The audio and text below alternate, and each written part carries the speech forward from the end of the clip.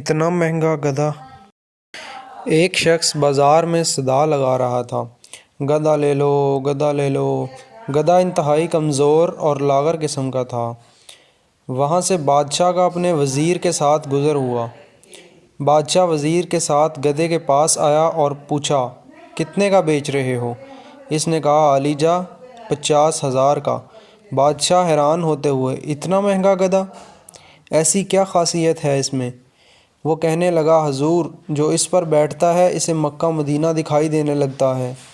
بادشاہ کو یقین نہ آیا اور کہنے لگا، اگر تمہاری بات سچ ہوئی تو ہم 1,00,000 کا خرید لیں گے، لیکن اگر جھوٹ ہوئی تو تمہارا سر قلم کر دیا جائے گا۔ ساتھ ہی وزیر کو کہا کہ اس پہ بیٹھو اور بتاؤ کیا دکھتا ہے۔ وزیر بیٹھنے لگا تو گدھے والے نے کہا، جناب، مکہ مدینہ کسی گناہ گار انسان کو دکھائی نہیں دیتا۔ وزیر، ہم گناہ گار نہیں، ہٹو سامنے سے، اور بیٹھ گیا، لیکن کچھ دکھائی نہ دیا۔ اب سوچنے لگا کہ اگر سچ کہہ دیا تو بہت بدنامی ہوگی۔ اچانک چلایا، سبحان اللہ، ماشاء اللہ، الحمدللہ، کیا نظارہ ہے مکہ مدینہ کا۔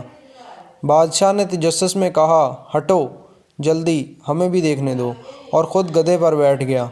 دکھائی تو اسے بھی کچھ نہ دیا، لیکن سلطانی جمہور کی شان کو مد نظر رکھتے ہوئے آنکھوں میں آنسو لے آیا اور کہنے لگا، واہ میرے مولا، واہ، سبحان تیری قدرت، کیا کراماتی گدھا ہے، کیا مقدس جانور ہے۔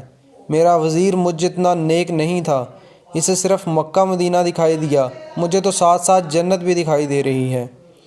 اس کے اترتے ہی عوام ٹوٹ پڑی، کوئی گدھے کو چھونے کی کوشش کرنے لگا، کوئی چومنے کی، کوئی اس کے بال کاٹ کر تبرک کے طور پر رکھنے لگا، وغیرہ وغیرہ۔ یہی حال ہمارے سماج میں بس رہے کچھ جعل سازوں اور مکاروں کا ہے۔ اگر آپ کو ہماری ویڈیوز پسند ہیں تو مہربانی کر کے ہمارے یوٹیوب چینل کو ضرور سبسکرائب کریں۔ جزاک اللہ خیر۔ دن کی بہترین ویڈیوز دیکھنے کے لیے ڈیلی مورل ویڈیوز کو ضرور سبسکرائب کریں۔